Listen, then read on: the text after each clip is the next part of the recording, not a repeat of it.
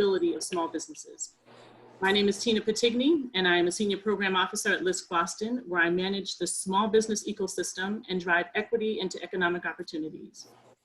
I will be serving as your webinar facilitator for this evening. At this time, I'd like to mention that this webinar is being offered simultaneously in both English and Spanish. So please bear with us as we take a moment to incorporate our Spanish-speaking participants. Camila? Sí, buenas tardes. Vamos a tener posibilidad de tener este webinar en español.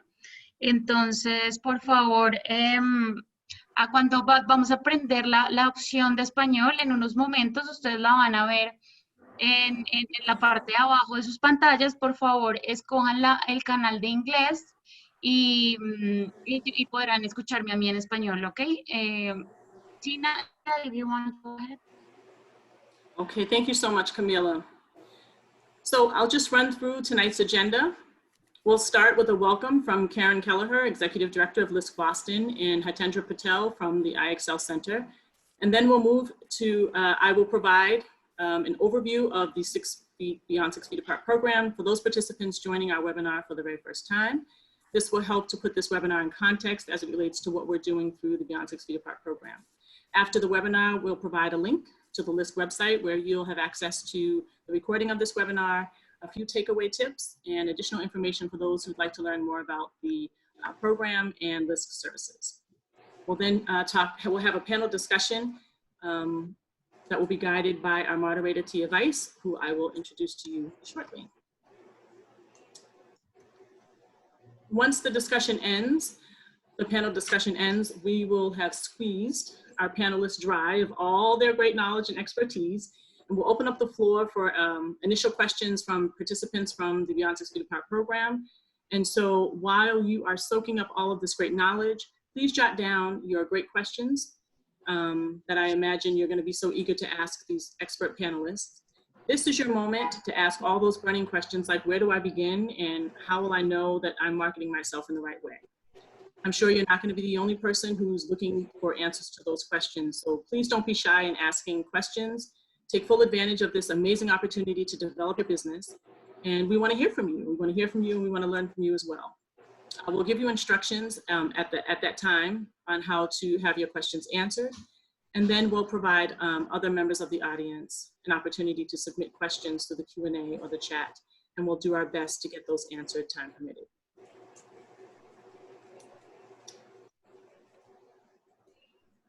So, oh, Adam, you didn't move to the agenda slide. I'm so sorry. And I just went through that. So you can stay there, sorry.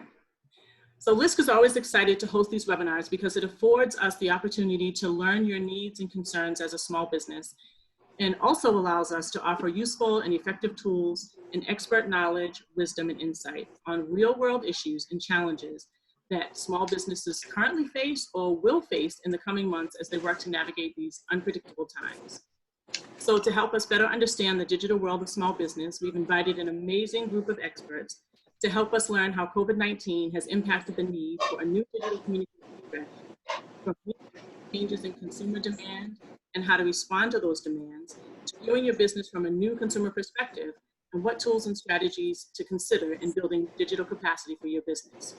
So, welcome to all of you who are on the call today, and thank you for joining us. Next slide.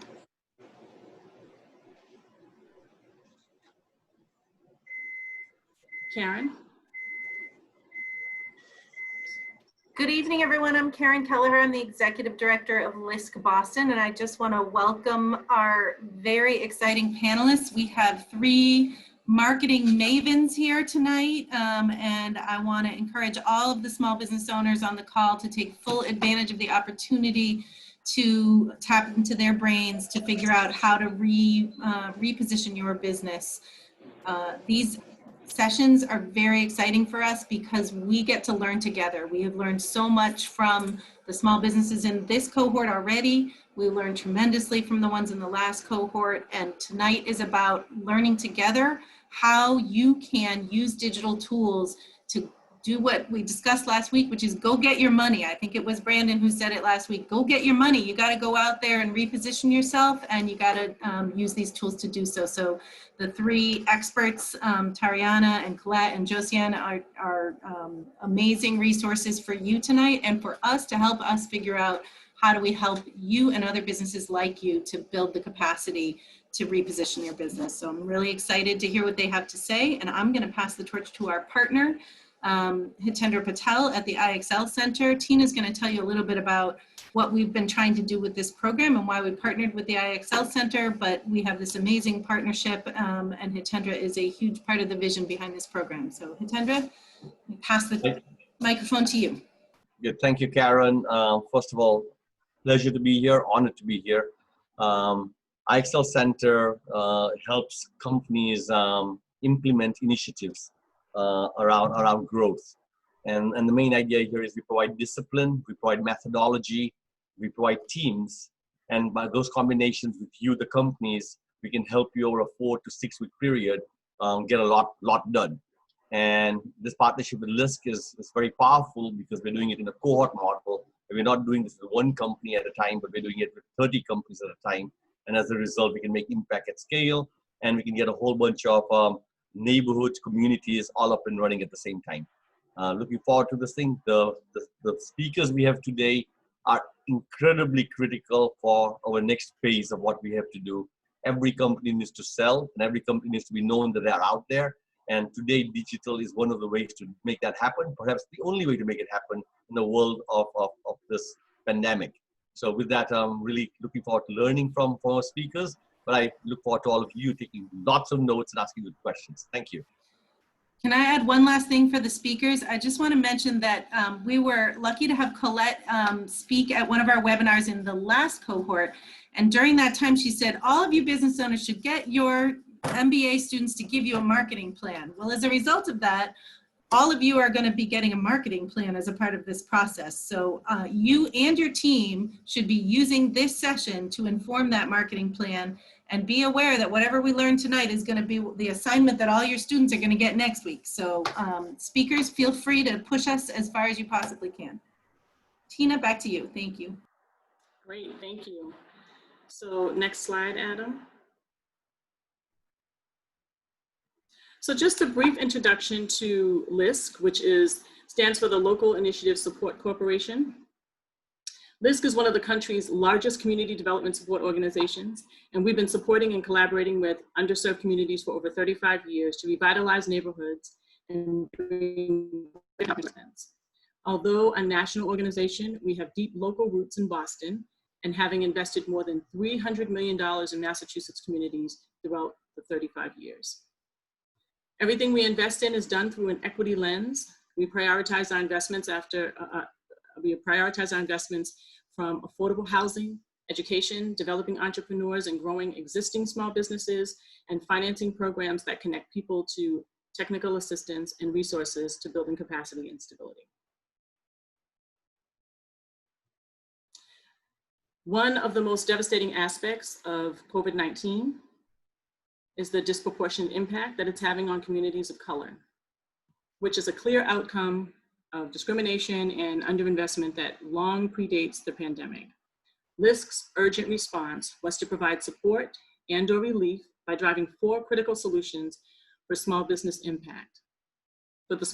impacted, by offering resources through emergency grants. My name is Tariana Little. I am CEO and co-founder of Envision Productions, which is a boutique media production agency that helps forward-thinking organizations grow by harnessing a framework called social impact storytelling, which we developed, and I'll go over that a little bit in my presentation. We work with organizations that, industry agnostic, so not one particular industry.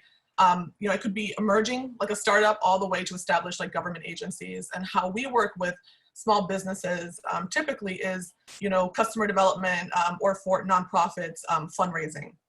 So really helping them grow to achieve whatever their next position is. And so we're really excited to be a part of this panel tonight. Okay, thank you. And so with that, we don't have a lot of time. We've got a lot of content, so we'll jump right in. And Josiane, would you mind starting us off? I understand you have slides that talk specifically to the standout needs of the consumer and that those standout needs are number one. So I'll turn it over to you for your presentation, and we'll come back with comments and questions. Thank you so much. Yeah, I mean, I think I like to keep things simple, right? Because I like people to remember things, you know, and we sometimes in these panels throw so much information at people. So I want to keep things, you know, simple. So 3 steps, right, to pivot strategically, right, is to recognize first how the consumer needs have changed, right? And, you know, once you understand that, you know, you want to understand how to modify your offerings to provide value to your consumers, right? And then, you know, obviously, given, you know, the situation that we are in, you know, we want to lean on social media and digital marketing or any other emergent alternative channels, I have to say. You know, social media, it is a very broad term. The digital media is a very broad term, right? And within digital media, there's not just, you know, using Facebook, Instagram, or whatever. Now there are influencers, right, that are rising to the occasion and have multiple channels. So those are emergent alternative channels that you could use to reach your target in a different way. And next slide, please. So what are we dealing with here, right? So as a marketing person, you know, one of the things that I do when I sit down with small companies or any other client, right, is to understand our environment, what's going on out there, right? You know, and what we are dealing with is that people are concerned. 1 in 3 individuals are very concerned of becoming infected, of the economic impact of their jobs, you know, of losing their jobs. Many have lost their jobs as well. 9 in 10 consumers have changed their shopping behaviors. This is very important, right? So there's no longer, I mean, even when we going into a reopening phase, you know, I think this pandemic has forced the consumers to really step back from the non-essential, right, items. You know, used to go to the movies, or used to buy, you know, go to the restaurants, or have your date night every week. Those things are not happening. And of course, there's an increase in online orders in what we call click and collect, right? Next slide, please. So what is changing? What do consumers need, right? And, you know, some of the standout needs, and, you know, there are plenty more out there. It's like people are trying to understand how to successfully manage work from home, right? Do I have the right chair? Do I have the right desk? Do I have the right computer? Do I have the right light for my suit? How to keep kids educated. Mine just got home.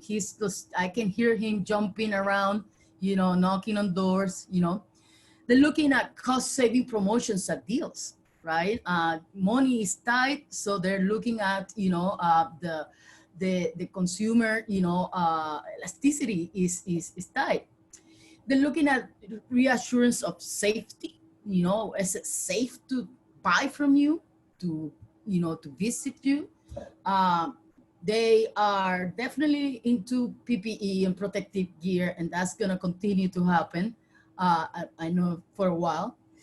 And we're also looking at brands that are, you know, consumers are looking at brands that are doing good and giving back. And this is not just about COVID, right? This is also about racial inequality and all the unrest that is out there. And finally, you know, people coming together. And so people are looking at brands that are taking a stand about what's going on in the society. And finally, they're looking for resources and information to navigate this economic impact. There's tons of information out there, and they're looking for influencers to help them navigate the amount of information that is out there. Next slide. So what do I do? The first thing I do, and you can ask my staff that every time I get a new project, I don't care what project it is, we are gonna do research. We're gonna understand, our target audience. We're gonna understand. And so for small businesses, there are informal ways in which you can understand your consumers, and you can email your consumers and ask for ideas. You can ask them, how their needs have changed, how can they improve, how can you improve their experience. Then you want to do a little bit of an internal analysis. Once you understand what the needs are, you want to understand if you have the resources and the capabilities to meet those needs. And this is what makes us entrepreneurs, right? We identify a need and then we fill that need, but we need to figure out if we have those internal capabilities, right? Look at the competitors, and sometimes look, in the small business world, I think there are competitors, but these people can also be could be collaborators. You can be working with them too. You can partner with people, right? So, but a good data point is to look at what they're doing. What has been successful, right? Can you become collaborators? I just talked to Tariana, we need to talk. We need to do business together, right? Are you able to help to give back to your community? Next. And then the next the second point is, how do you remain relevant in this economy, right? There are different things that you can do to remain relevant. And I think this is a good segue to the next folks. And if you can go to the next slide. You have to deliver a good mobile experience. Everybody is here. This is where people are living right now. Even I saw Colette taking a picture of all of us, right now, to put it on social media right now. Triana is right now in LinkedIn promoting this. We live here, right? Even though we are in this panel, we live in multiple screens, and you have to be able to deliver a good mobile experience, not just digital, a good mobile experience. You have to be informational and timely. You can sometimes go to some websites and you would never know that there is a pandemic going on, right? So when things happen, you have to react, and you have to quickly show your customers their options, I think, with everything that is happening right now, you have to keep your message positive and sensitive to everything that is happening right now. Next. And this is an example, one of my, I'm a little biased because I'm Puerto Rican and this is Puerto Rican food. But this is an example of a good mobile experience, right? But also you see how they are being timely, right? So in this case, is Vejigantes restaurants in the South End, right? Not a lot of people could go to restaurants, back when we were on phase 1, and we might be going back to phase 2, right? The cases go up. But then, what they are offering is, okay, your Easter is going to be a little different this year. Let's celebrate with your family virtually. We can offer you the Easter dinner, right? So that's an example of how to understand the needs of your customers, sensitivity to what they're going through and offering something in a timely fashion. Next. This, Rose JP, was a company that opened right when the pandemic hit. She was about to open her shop, which is a boutique, and and sort of a gift shop, and she pivot immediately to offer solutions online, but then she also pivot to put her case out there and created a GoFund page, so she could survive the pandemic. So she created sort of an empathy with consumers, and consumers created an empathy with her, right? Because we're all in this together, right? And it's a way to use, in a way that she was able to, and this is before the PPP was available, right? So she was just trying to open her son. This is what happened. I think this is a good segue now to talk about digital strategies, Tia. I definitely agree. I'm wondering if any of our panelists have any thoughts on what you shared so far, because I think you really did kind of hit home how consumer needs have changed. That's probably a given, but really just stating that and remembering that that's the place to start when considering any kinds of digital tools or strategies or what might be next. And the incredible importance of timeliness and the mobile experience, since that's where we all are right now. I guess, Tariana, before we move on to Colette sharing a little bit with us, does any of this resonate with you and what you're seeing in terms of the businesses that you're working with? Yeah, I really like the example that Josiane just talked about with Rosie's consignment and JP. So it seemed like, she initially, she had her original business model, and then she humanized her brand a bit more. And then she had this GoFundMe campaign. And so I'll talk a little bit about humanizing your brand and how to connect with consumers that way. Okay. We may actually have you go next. Let's see, Colette, I think she stepped away for just a moment. Oh, there she is. She is here. Hi, Colette. So we're ready. My understanding is that you are going to share with our Beyond 6 Feet Apart cohort participants and the public some of the ways that you're working with folks on traditional media and thinking about traditional media and really how things have changed given the current climate and in particular new media insights. So I'll turn it over to you. Oh, and you're on mute. Let's see, you're on mute. Did you unmute?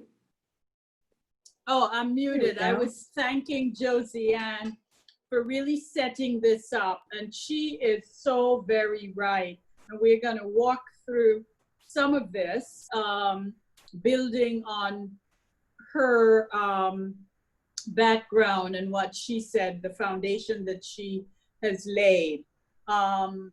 So my advice to everyone right now is we all feel a little bit uncertain. And as Josiane said, people are panicked. Some people have lost their job. Business has changed. This pandemic has upended every business that I know have been touched by this pandemic. The only, I think, companies that are not affected are either in the healthcare or pharmaceutical, but everybody else have been upended. So my advice to you is don't panic, pivot. So I'm going to help walk through with you some ways that you can basically leverage both traditional, digital, and grassroots guerrilla marketing to take you to the next level. Can we move the slide? So traditional media. So let me tell you what's going on right now in traditional media. If any of you subscribe to either the Bay State Banner, the Boston Globe, Boston.com, or the BBJ, all of a sudden in the last 90 days, there has been a preponderance of coverage of people of color on the pages. 2 weeks ago, I will tell you that the Boston Business Journal devoted an entire newspaper to minority-owned business. They actually did a listing of minority-owned companies across the state. Why are they doing this? Because all of a sudden, racial equity has become the key word for everybody. Even the Boston Globe, yesterday they had a young lawyer featured telling her story.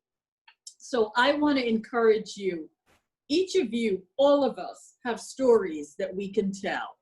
This is your opportunity to sell yourself to the media. If you're in a field, an area that is different, you're doing something unique, don't hesitate to pick up the phone and call.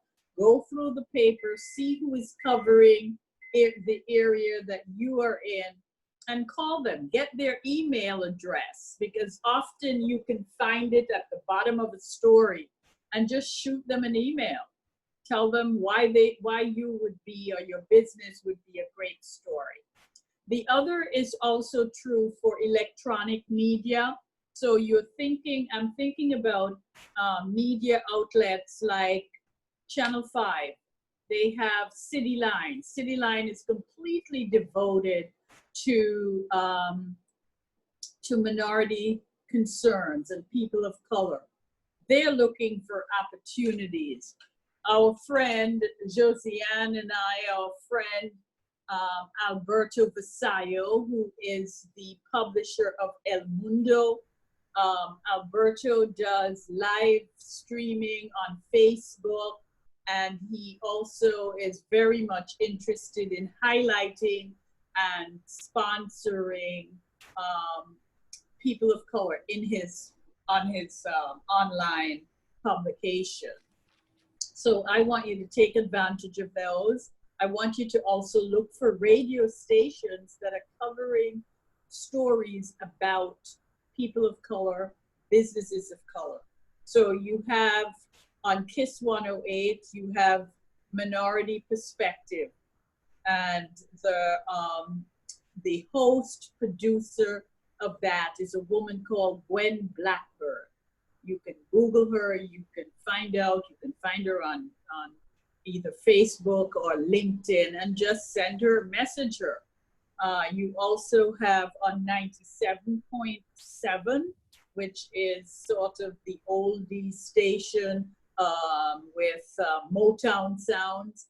They have a show on Sunday mornings that's hosted by the former head of the Urban League, and Donnell Williams, so you can reach out to him.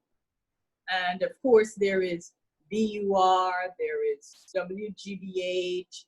They're always looking for stories that have an interest. The other is online. Lots of publication, blogs, podcasts with a small business focus have now popped up on air. Everybody has become an expert and they want to offer advice. You can Google. That's why Google exists, and find out who is writing about what, and pitch your business to one of these blogs or to one of the podcasts or one of them with a small business focus. Let's go on to the next slide, please.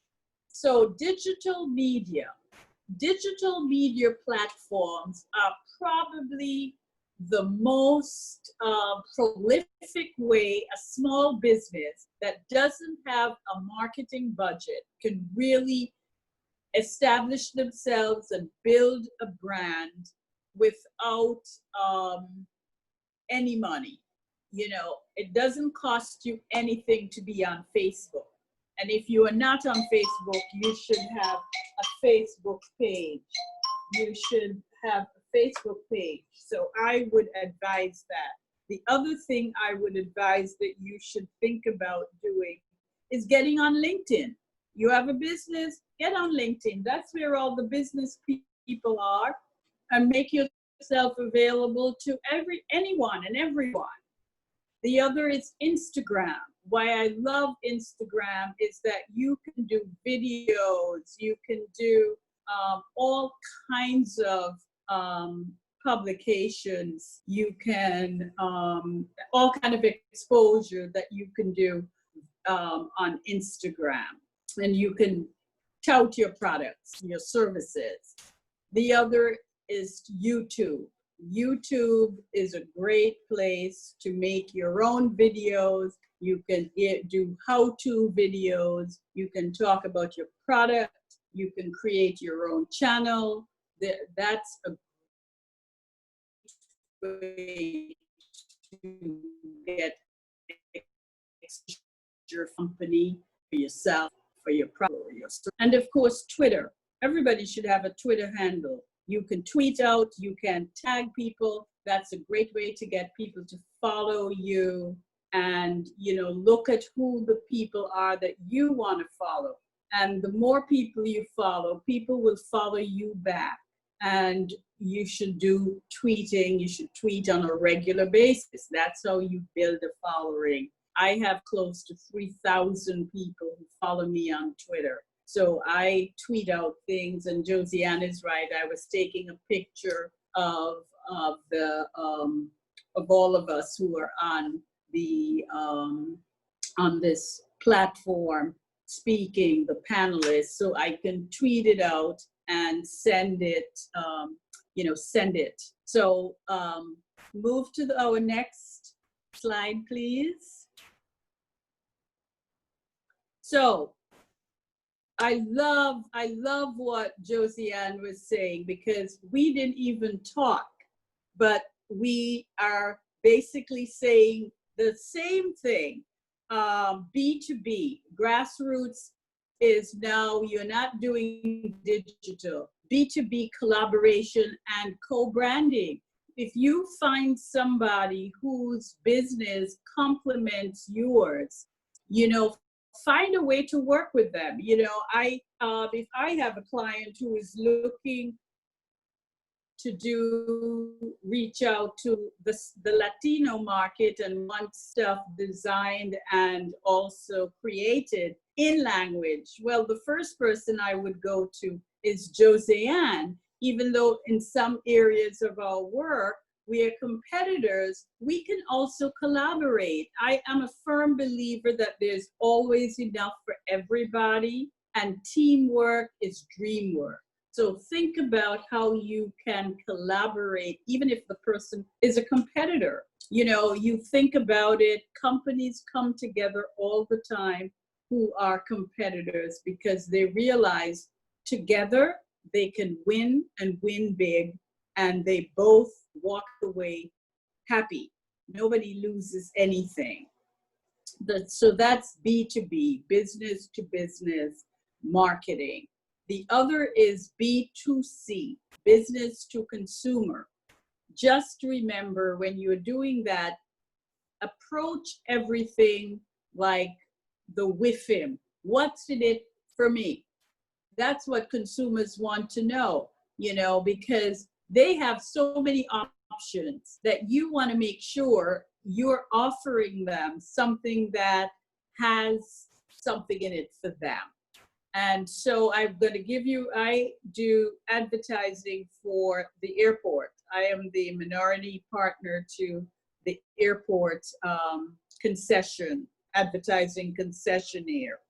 And of course, nobody is advertising at the airport because travel has been just downsized because of people's concern for safety and health and everything else. So one of the things that I said to JC Deco, who are the concessionaires, look, nobody's advertising. There are lots of people who had lined up to do things this spring and this summer, and they're all kind of withdrawn. Can we give them a substantial discount?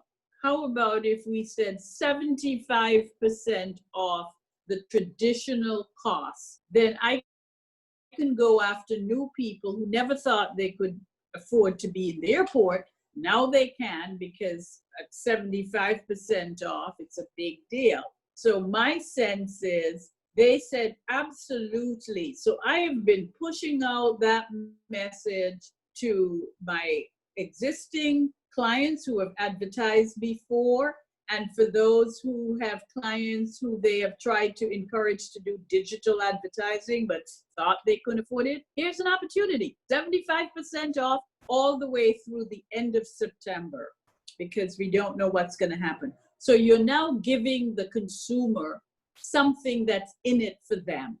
There is a saving. So you got to think about that when you're doing grassroots. The other is C to C. That's consumer to consumer. So you want to give to get. And what does that mean? It means that I get something. If I bring Joseanne to your company, I give her a coupon that you gave to me. It's like a 2-for-1. I get a discount and she gets a discount. So you're giving me something to get something, and what you're getting are new customers. So think about, how do you give to get?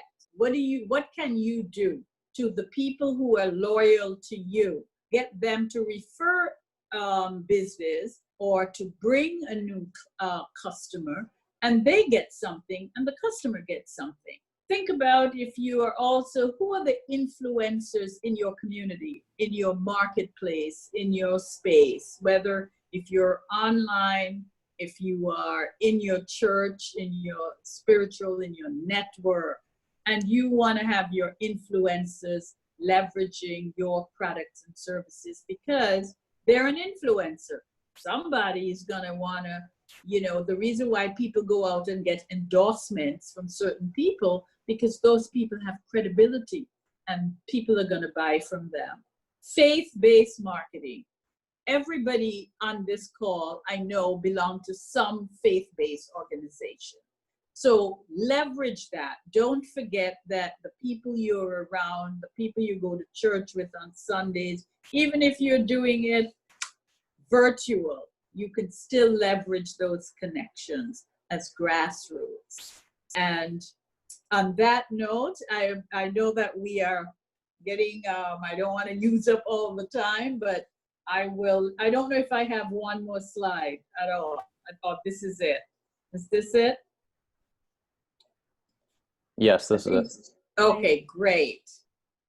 And I think this is a great point for Tariana to jump in here, since we want to hear from you, especially, I guess, this perspective of how people get started, right? So, and that's something that you in particular specialize in when it comes to, where to even begin telling your story online. And then from there, we'll have some discussion between and among all of you, because I'm sure there are things that you all definitely agree on, and then maybe even some things where you all have different perspectives. So we want to have some time to dig into a few of those areas. So Tariana?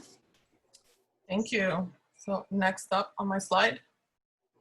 Perfect. So Josiane and Colette laid a great foundation to think about your marketing strategy. And what I'm going to talk about is the brand and demand part. So not so much the technical, more like foundational, strategic, even existential. So I'm representing both my company and vision, and then Harvard, where I'll be an instructor of innovation and entrepreneurship this fall.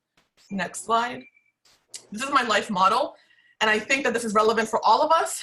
When goals can't be reached, don't adjust goals, adjust action steps. So we all want to be profitable. We all want to be successful. We're all doing this for a reason, and we have challenges ahead of us posed by this pandemic. So let's think creatively about how to turn obstacles into opportunities, how to adjust our steps for action. Next up. So what we do at Envision, we help forward-thinking organizations grow by harnessing social impact storytelling, which is a framework that I created years ago based on graduate studies using storytelling to change health behaviors. So if somebody watches a telenovela, for example, or reads a certain media content that resonates with them in a certain way, is that going to influence their health behavior? And then ultimately, are they healthier? And I was seeing connections that I can apply some of these approaches, some of these findings to organizations. And so our framework is based on 3 pillars: real people, real stories, because facts alone don't move people. You need human stories. You need to engage the heart. Second is centering those closest to the matter. They know best what the problems are and they know most about what the solutions are. So let's give them a platform to say that truth. And then conveying impact. What's the difference that we're making? Why does this matter? Next up. So before we dive deep, we need to think about business versus brand. So I want to challenge us to think about, like, to separate the two, right? So let's take a restaurant, right? So you are known for your pizza or your burgers or your sushi, right? That's your business. You are a restaurant, right? You have an amazing reputation. You have full stars on Yelp. People refer, folks to come to your restaurant all the time. You're always busy, right? But is that really your business? I want to push us to think about brand as transcending what you do day to day. So what is your ethos? Could it be that you convene people together? That what you really do is you use food as a convener. You use food to bring families and friends together. So maybe you're not able to do that now so much physically, but how can you think about translating that ethos, that DNA, that brand, so that when folks buy from you through takeout or delivery, you still have that heart, that DNA. When they get their food, your food, their family is together. And so they buy from you because you bring them together. So think about business versus brand. And what you do day to day is not your brand. And and you cannot rely on your reputation. Think about extending beyond what you do. Next up. So I would posit, I argue that what we expect from business is changing. This is, the pandemic has thrown everyone for a loop, no questions asked, but also how we are viewing the role of business during a time of crisis when people are literally dying and losing their jobs and their homes and they don't know what tomorrow looks like. We hold immense responsibility and opportunity as a business. So I'm gonna go over 3 ideas that I'm gonna offer to you guys. One is take the view of your clients. So it's all about perspective. Second, humanize your brand. So clarify your purpose. And then voice your values, which is signaling progress. You can even say platform. Next up, in terms of perspective. So Josiane talked about service offerings. Now more than ever, businesses have to think about what services can I offer? What services was I offering that I can't offer anymore, or that I have to shape into a different, into a different way? What are safety measures now that I have to take into place and that I have to communicate to my clients, to my customers? And perhaps now you're challenged to think about a new ethos. What is your brand now, post-pandemic? So are these things clear to your customers? Are they consistent across your website, across social media? And are they compelling? Are they convincing and they enable trust? The second is purpose. So here we have Suya Joint, we have Cecilia, who's the founder of Suya Joint. We are business colleagues, and she's part of this accelerator program that is involved with this, with LISC Boston. So for her, who is she? So she is a mother, she is a restaurateur, she is a business owner, right? So that's her background. And what is she doing differently? She's a Pan-African restaurant owner. So she's, a particular niche market that you don't find much in Boston. And what she has done differently is that she has gone from mostly sit-in restaurant to now increasing more the catering, increasing more the takeout and delivery. And she partnered up with an organization called Off Their Plate, where she was feeding essential workers, healthcare workers. So now she's helping people, essential workers, save lives by feeding them. She's taking away one less point of stress in their lives so that they can deliver better care. So in essence, it's why should we buy from you? Why should we buy from Suya Joint? Because we're buying from Cecilia. We're buying from a mother. We're buying from a small business owner, an immigrant, someone who is using her platform to feed essential workers that are then helping people stay alive. So if you can find your purpose and articulate that, you're gonna stand out. Next up. And then progress.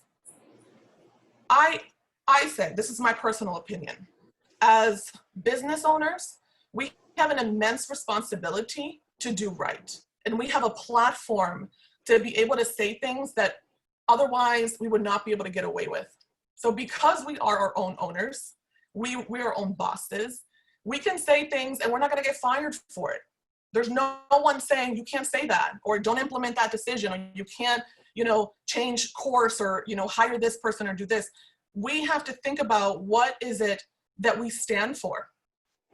What's the moral direction of your business, and what are you sharing with your customers and clients? How are you using your voice as small business owners? We are a privileged community. Even during this pandemic, when we're all suffering, we're still privileged. So how are you using your voice? What issues are you talking about? What issues are you calling attention to? And Josiane earlier, she alluded to that. And then what I would say is pro-social profit is growing by giving back. So for example, here is Curio Cafe in Cambridge. They had an initiative earlier this year where they were making t-shirts, Black Lives Matter t-shirts supporting the movement, and all the proceeds were going to the ACLU in Massachusetts, the American Civil Liberties Union. So all the money was going towards that. So they had a platform, a coffee shop that is popular, that is well loved. They're signaling and saying, we care about this movement. This is what we as a business stand for, and we're committed to that. And here's a clear example of where we're putting profit and pro-social behavior as an example. And this is what we are hoping, to contribute to from a larger scale. So now that you know that, when you go there and you buy a cup of coffee or you buy that t-shirt, you know that you're contributing to a larger movement. Next up. So some parting words to reiterate: embrace the view of clients so you can get that perspective that is so needed always as a business. Humanize your brand. This is what is going to make you memorable. This is what's going to resonate with people. And to do that, find your purpose. Find that connective tissue between your roots and where you come from and what you do, and then connect it to a larger world. We don't live in a vacuum. And then voice your values. So think about the platform, the immense responsibility that you have as a business owner, as a founder, as a co-founder, and then articulate what those values are, and don't be afraid to take a stand. And lastly, I didn't talk about this, but this is just an ethos, right? Just seek and harness opportunities. So apply to accelerator programs, to incubator programs, collaborate with so-called competitors. It's like a competitive competition. How can we help each other to grow? Last slide, I think. So I just want to share some very concrete digital tools that are within reach. So these are things that you can do. You can implement this today, tomorrow, very affordable, if not free. So Squarespace, that's where we host our website. For a personal yearly fee, it's about $150. For businesses, about $250. And obviously with the business one, it allows you to do so much more. You can do website templates that are gorgeous and very intuitive and easy to do. You can do email marketing, e-commerce, analytics, etc. Then there's Canva. They have pre-made design templates. It's like design made easy. So you can choose a template, work off of that, or design your own if you want to be more creative. And they have 100% paid products, and then they have paid features depending on your budget. And then Unsplash, it has beautiful photography and it's 100% free. I love this site. Next up. So I want to leave you with this quote. It's one of my favorite quotes, and I think about it often when life poses challenges to us, which is like every day. And the quote says, "And the day came when the risk to remain tight in a bud became more painful than the risk it took to blossom." So we need to challenge ourselves. We need to go through a little bit of the pain in order to blossom. We cannot stay tight in a bud. So if you want to talk further about how we can help you, feel free to email me at tariana@em.vision.com or visit our website or connect with me on Twitter. Thank you. Thank you so much. And thank you to all of you for all of that we have to think about and talk about now. So I guess to get some conversation going before we turn it over to, or open the floor up for questions, I wanted to ask, what's working, or what have you all seen work so far in terms of businesses working to revive or replace demand, right, that may have fallen off based on what they were selling or producing before? Are there particular strategies that you've seen through marketing that businesses have used? Well, one of the things that I have, am I muted?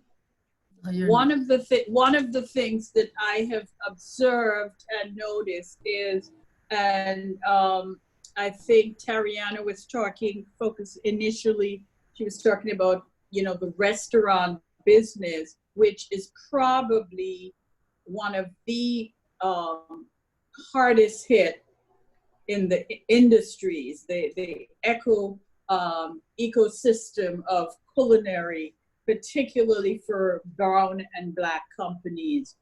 One company that I know is basically, it's a company of color.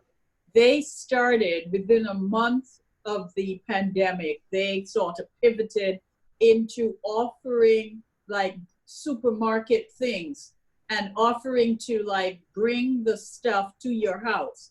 So you could go online, you could pick up things that you would get in the supermarket, you could just order it online and they would bring it to your house. The other thing that they did, they started immediately offering, because they did takeout, offering the opportunity to cook your meals for you. So they said, you know, we'll do a whole week, and then they give you like a block amount of money, or you could pay them for a month and they'll cook your meals for the month. So you never have to think about shopping, or, you know, they'll bring your groceries with your food. So I thought that was, to me, brilliant, because it's like a one-shop thing. You get your food, you get your lunch, you get your dinner. You don't have to worry about anything. You just your breakfast, and they'll bring groceries to you, water, drinks, all of that. So I noticed they did that. Yes. I agree with that. I think it's all, you know, a lot of the pivot that I have seen is just creating virtual offerings. Yes. So when people can't get in contact, right? So what I've seen places promoting gift cards and tying those gift cards to helping or giving back. Yes. Right? Like Triana mentioned. The other thing is, you know, flash sales to move inventory, like, you know, getting all the discounted, you know, inventory to get it out of the door. Sell future products, right? You know, during the time that you couldn't go do your nails or do your hair, you could probably buy, you know, now and save it for later. Or, you know, or, you know, also, like you said, special packages for holidays, or definitely delivery and takeout and curbside pickup. I would add what small businesses now can offer that large businesses can't is a certain level of personalization, so that personal attention. And that's because, you know, by design, we're smaller. You know, sometimes it's just like a team of 5, a team of 3, right? Not a team of 300 or 500. So for example, if you own a salon and you are seeing that not a lot of people are coming in to your salon, so how can you go into their salon, to their living room, right? So can you offer a tutorial, personalized tutorial, where you're offering how to do their makeup? Or maybe you want to do like a party tutorial where, you know, a group of girlfriends come together on Zoom and you're teaching them how to do their makeup, right? So now you're offering that service to like 5 people and you're making money from that. So now you're seeing 5 people at a time, as opposed to one-on-one if you're just in person. So really think about, how can I take my offering that would be in person online in a way that's scalable? Yeah, that applies also to service companies. And I would say, like, you know, a lot of people doing FaceTime walkthroughs, right? Like for people who you know, you put your house, you know, you're a realtor, you can do a FaceTime walkthrough, or offer, you know, like you say, in-person classes or virtual consultations. Actually, you know, a lot of people are turning into virtual consultation moving forward, because you're just eliminating the cost of the travel cost, the parking cost, transportation cost, and you get to serve anyone now. You know, now, you know, all of a sudden you realize that these tools are available, and, you know, travel is not a cost that you have to incur, and, you know, if you're providing a service. I'll ask one more question before we turn it over and open it up to other participants here tonight. But I guess one question I have is, when can an owner or team know that they can do it and just go it alone, and that they should invest the time and money in this, or when should they consider getting help? So I wonder, is your question more about, I think you have to realize, looking at your bottom line, if you are not making money, if your sales are going down, there's definitely an issue and you need help, right? And whether that is about understanding, how the market has changed, and the needs have changed, and how like any hustler, right, knows that what you do is to figure out what the need is out there, right? If you are no longer meeting that need, you have to pivot into that need, right? And figure out how to offer it. And if you don't have those capabilities, you need to find help to meet those needs, right?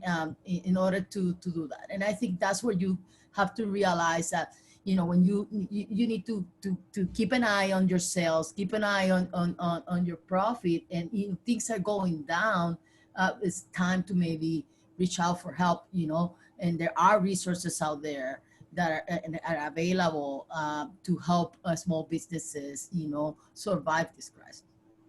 And to piggyback, I guess when it comes to marketing in particular, how can a business measure their return on investment in the marketing, right? Somebody says, I'm doing the Facebook, I'm doing the Twitter, whether that investment is time, whether it's money in a particular product, how can they determine whether or not they should sort of keep going a particular route or to me, it's about sales. I don't know what people think about, but if you're not, the KPI here, right? A KPI here is, are you selling your product or services, right?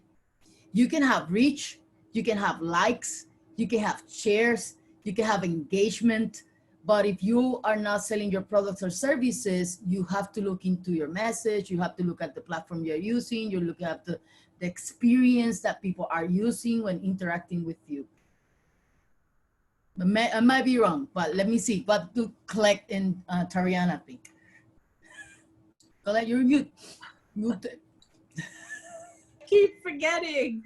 I absolutely agree with you, Josiane. I think if you're not moving your products or your services, you have to rethink what is it what kind of messaging am I putting out there? Am I putting the right message? Am I using the right channels to reach my audience? That's another thing you need to think about, because, I agree. That to me makes absolutely sense. Or am I selling the right product or service? Right. Maybe I should. Or do I have the right price? To something else. Do I have the right price? Right? Or do I have the right placement? Am I putting in the right location, right? And distribution. Absolutely. Add to that, definitely sales, of your product or services definitely should be a main indicator. And to go back to Tia's original question about, when do I do something myself and when do I delegate to someone else? The examples I gave of Squarespace, of Canva, of Unsplash, that's something that a busy executive can do. I do that. That is, it's fun, it's accessible, it's affordable. So that is why I chose those examples specifically. Because I think that it is attainable for even the busiest person and they'll enjoy it. And if you don't enjoy it, it's easy enough that someone else, maybe your high school child or, an intern or another, a colleague can help you with that. When it comes to more important things such as, I need a really professional, high quality organizational video, well, that's when you can call any one of us here, right? That's when you can call Colette or Josiane or me. Right? That's when you need to step outside and say, I need professional help because I need to strategically, and I need the technical tools that are beyond what I can, what I can do. And for that, I would not suggest go to your Uncle Joe who has a camera. Do not do that. You will end up paying more in time and frustration. True. And having a really weird relationship with that uncle, if you go that route. So know when to hire outside help for sure. And also just challenge yourself to at least take a stab at these digital tools, because you will be amazed at how easy and fun they are to use. Exactly. And with that, I will look to Adam for help with getting some additional questions from some of our participants that we have with us today. Yeah, absolutely, Tia. So first thing first, for everybody that's an attendee, if you do have questions, put it in the Q&A, and I'll be reading them to Tia, and she'll basically ask the panelists for their views. So if you have any questions, now is your time to put them in the chat. We do have a couple that are lined up right now. So one that was in the chat, Tariana, I know that you already typed an answer to this, but I think that it might be valuable to answer it live as well. So Javier asked, how does a person who's in front of daily operations of their business carve time for all social media channels? Should that person focus on just one that their customers use the most? Or should they, like, where do they prioritize? I know you kind of just went over the busy executive portion of that, but I was just wondering if we have any other thing that you would like to add to that.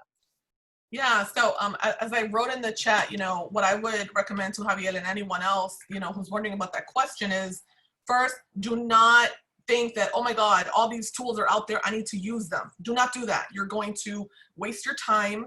You're going to frustrate yourself, and then it won't be a good experience. I would say step back, think about, where are my customers? Are they a younger customer? Are they families? Are they elder folks? Are they professional? Are they college students? Think about where they are in their trajectory and what tools they're using. And you can Google some of that, and you'll find all kinds of trends, all kinds of articles. Research has been done for you to inform your decision for that very reason.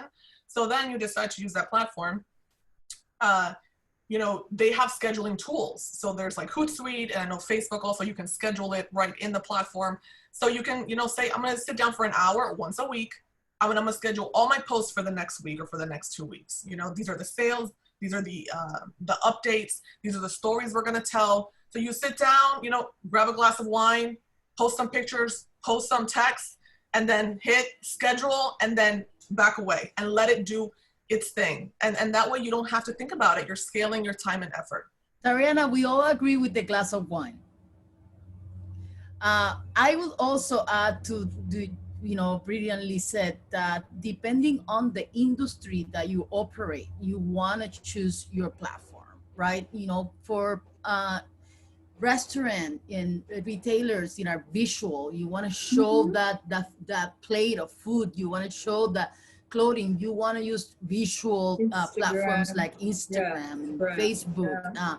You're in the service company. You're in the B2B. You might want to choose LinkedIn, or you want to use Twitter, right?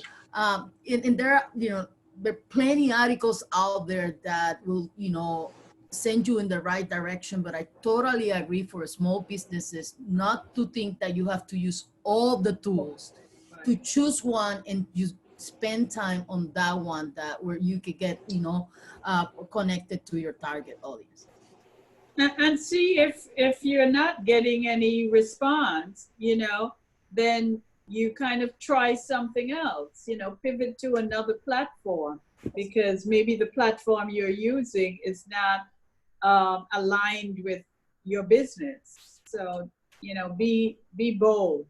I love Tariana's, the end of her presentation about, getting so tight in the bud that you really miss the opportunity to blossom. And that's what happens, when you're already an entrepreneur, you're already a risk taker. So go for it.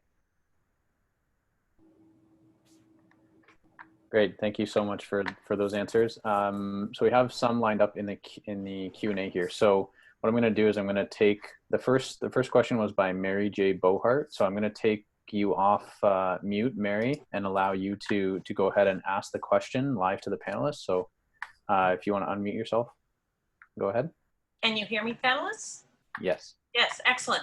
So I'm actually not a business owner. I work for a municipality as the economic development director. And so all of you are the very types of people on the front lines that I'm working with every single day. And some of them are existing businesses. Some of them are new businesses about to arrive in our city. And so part of what I'm asking isn't necessarily for me personally, but it's for all the businesses I care about and what I've observed. And so I was the one that asked any advice on how a non-tech savvy independent business can get basic technical support to begin using digital media. I think you kind of answered it just a few minutes ago when you were encouraging people to just try, because a number of these tools are not that hard to use. But I guess what I've encountered is some businesses that are maybe family owned or maybe a little bit more old timey, and as a result, they're timid. They may almost have to rely on another generation of the family to help them. But I just wondered, do you have any experiences of your own, maybe as consultants, working with businesses where it was hard to get them started into digital tools?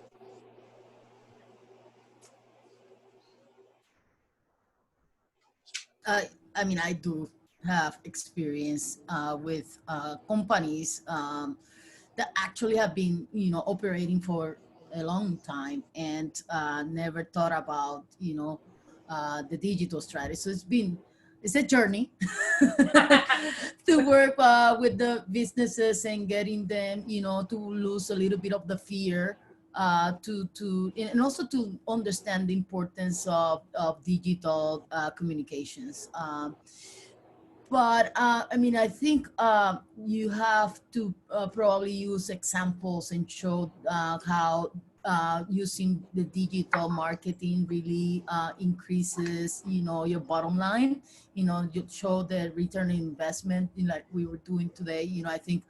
I think what's worked for me is to, when I'm working with a company or an organization, choose examples of similar companies and how they are using these tools and, inspire them to start trying little by little, figuring out their capabilities to handle, these platforms, whether they know how to use them or not. That's another thing, right? Some people might not have the technical skills to do this. So figuring out what they need to get there, inspiring them, figuring out what they need to get there, and then creating a plan for them to get there, and it's not going to happen overnight. It's a journey. But once they figure that out and start using it, then they cannot go back to the way they used to operate. That's a good thing. Thank you. Thank you very much, Mary, for the question. The next question is from somebody anonymous. They said, so all three panelists mentioned in different words, but you mentioned thinking about what's in it for me when thinking about consumers and how you're talking to them. And we also mentioned give to grow. So one question is, when you're talking about what's in it for me or give to grow, how can a small business give to grow when they've been immensely impacted during COVID? You can give to grow in the way that you, in your pricing, you can, nothing from nothing leaves nothing. The reality is 90% of something is better than 100% of nothing. Right. So if you're giving somebody a 10% discount to come buy from you, that's a new customer that you're adding. And or if you're giving them a 10% discount for bringing somebody else to your business, you're the winner. And we understand the thing about it that maybe we should have said, all of us, we are all small businesses. We all are. And so we understand that those realities. I will tell you that in my business, my three revenue streams shut down. The airport, my networking event, you can't meet face to face, my PR side, my 2-3 anchor clients paused their accounts. They're now coming back. But in the meantime, I had to pivot to do other things. And so I couldn't think about, oh my God, I am falling apart, penny, the sky is falling if I don't do this. Prices are totally different now than they were 6 months ago, because that's just the new reality. I was just typing an answer to the anonymous attendee who asked that. So once I'm I'm going to speak and then I'm going to finish the answer. So in terms of Give to Grow, in terms of, collaboration, I'm going to speak from experience. So just today, I had a conversation with a young entrepreneur who I admire. He's doing amazing stuff. And we were just catching up on life, right? And, as a boutique media agency that specializes in production and consulting and post-production, all of that, and we have our own proprietary framework, we have a lot to offer. And so I said, listen, you have a background in business consulting. You have a background in venture capital, you have a background in real estate, yada, yada, yada. How about you consult me on some of the things that I'm interested in, and I will offer you some video production services for your business. Because right now, what I can give you is my time, So we're exchanging expertise in a way that's complementary. And if the market were fully up and everyone's just chasing money as an exchange, we wouldn't have that relationship. But now we're offering each other's time and expertise, our attention to each other, helping each other mutually grow. So I think that that's the start of a long-term mutual partnership that's going to transcend money, because we're not in it for that. We're in it to helping each other, and we're not exchanging funds at all. So think about, in what way can I offer my services, my product, my expertise to further cement a relationship with customers, clients, a strategic partner that's going to take me to the next level, and I'm going to take them to the next level. And that way you're both growing. Tara, you are so spot on. It reminded me of a call that I got from a food truck guy who said he wanted to, this was early in the game, he wanted to give free meals to the doctors and nurses at one of the hospitals in Boston. And I am affiliated with one hospital because I'm a trustee there. So I called the CEO. As a result of that, his wanting to give, to thank them, he ended up getting a catering contract to bring food to the hospital every day. So no act of kindness goes unrewarded, especially if you're doing it from the heart and you're doing it for the right reason. So yes, give to get. Just know that the universe, I'm a very spiritual person. I believe that when you give to the universe and you give joyfully, generously, and with an open heart, it comes back to you in many different ways. Maybe not from the person that you gave, but something will show up in your life and you'll say, how did that happen? Well, you did something nice for somebody, and that's how it happens. It's the reward. It comes back. It's a boomerang. I totally agree. To go off of that, business, as we know, it's all about relationships. It's the relationship Absolutely. with customer, client, with your colleagues, right? The people who work with you, and strategic partners. So always think about, how do I cement that relationship? How do I involve more trust? How do I deepen it? How do I expand it? How do I transform it? So I think we have time for one more question, Adam, before we close out with our panelists. Is there one more that's come through the Q&A? Yeah, so there's one more from Lori Novus, and she says, what can a small business expect to pay for a basic marketing package? So.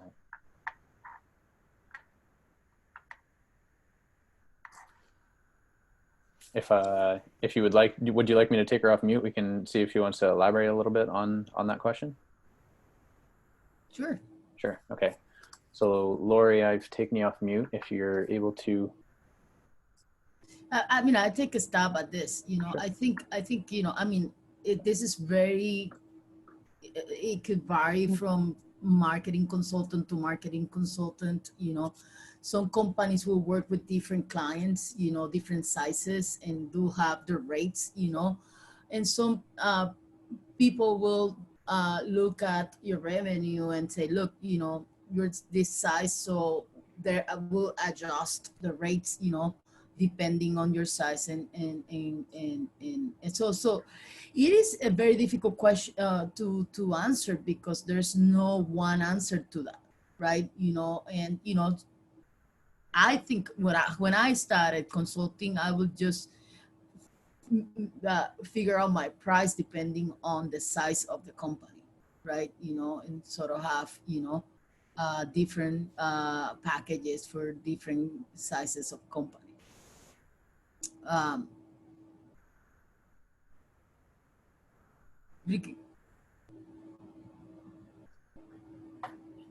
Great, thank you. I agree with that. It is a difficult question. You know, my company is not a marketing agency. We produce content and then, you know, Josiane and Colette takes and then they, you know, put it out into the world in a much larger way than we have the capacity to do. So, you know, in terms of what a marketing package can look like, I mean, basic is a relative term. You know, what does basic mean? You have different vendors that can offer different packages, different levels of expertise. So it's not a clear-cut answer, but I would say shop around, you know, do a comparison, and also find someone who's a good fit. You know, even if you have to pay more, think about is this a partner in this journey? You know, the way that we view our client relationships, it's a partnership. So we want to make sure that they're growing both in the short term and the long term. So think beyond the price. Think about, you know, what are they really offering to the table? Can I call them up? You know, are they offering personal services, right? What's that relationship I can build with them? So that's going to go beyond basic, and that package may be there or may not be there. Yeah, I agree with.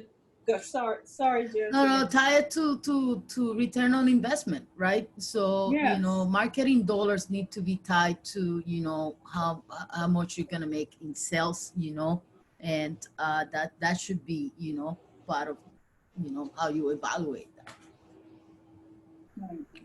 I was going to say that with my clients, when I'm working with small business, I try to get them to think about, you know, realistically, what kind of budget they have. What's your budget? You know, and then because I do not, even with bigger companies, I learned that now. I do not, part of what I do with my client intake, I do not give you anything until you give me a budget. Because I may give you a proposal that is way more than you want or way beyond your budget. So I basically ask certain questions of you. And then I say, tell me what you have budgeted. Can you realistically spend? And I'll tell you what I can do for you within that budget. And knowing how I work, knowing how my team work, we always go above and beyond anyway. So you're going to get more than you are paying for, because that's just, you know, that's just who we are. So good answer. So to go off of that, so here's some advice for organizations, for businesses. Please be upfront about your price. Please be upfront about your budget, because we're in the business of customizing solutions for you. That's right. We can give you a pulse on, hey, what you want is beyond what you know are able to do, or wow, that's a wonderful budget. Here's an array of things we can do both now and later. So don't think, oh my God, I'm giving something away or I'm losing my position. Right. This is a partnership, and it's built on trust, honesty, transparency, right? So we're trying to grow together. So let us know what you're working with, so we can give you the truth about what's possible. And even if you don't end up working with us, you at least now know what that gets you, so that no one else can bullshit you. Right. Good answer.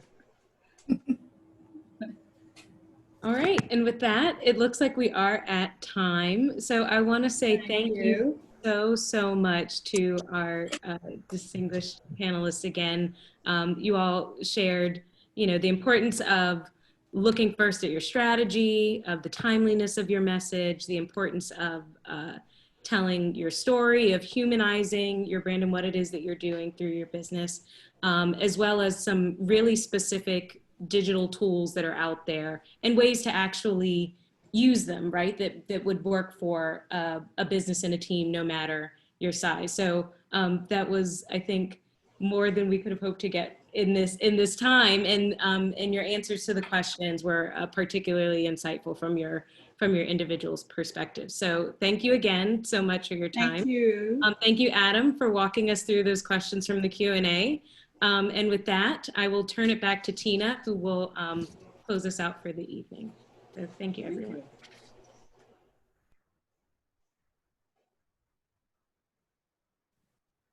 Right. There she is. Tina, are you back?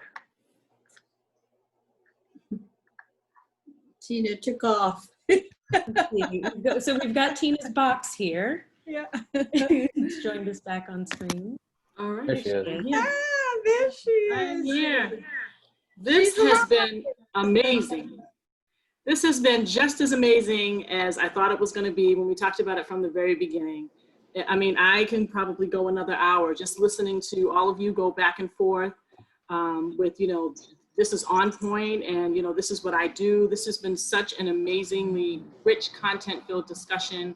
And I thank you, Josiane, Colette, and Tariana for sharing such great resources and knowledge and helping the small businesses to better understand how they can pivot, how they can rethink, how they see their business, how they display and brand their business for consumers. And so I'm grateful to all the panelists for taking part in this week's Beyond 6 Feet Apart webinar series. Thank you for helping our cohort participants understand that doing business safely in a pandemic means changing the way small business owners connect with their customers and communicate their value proposition and develop their brand. I'm sure we'll see a lot of the learnings from today implemented in the team's strategic plans at the end of the cohort program. So thank you for giving us your time this evening and your expertise. And so with that, I close this out and I just say thank you so much for participating and sharing your expertise with us this evening. Thank you. Thank you everyone. Thank you so much, everybody. Thank you. Thank you. Okay. Thank you. Have a good night. You too.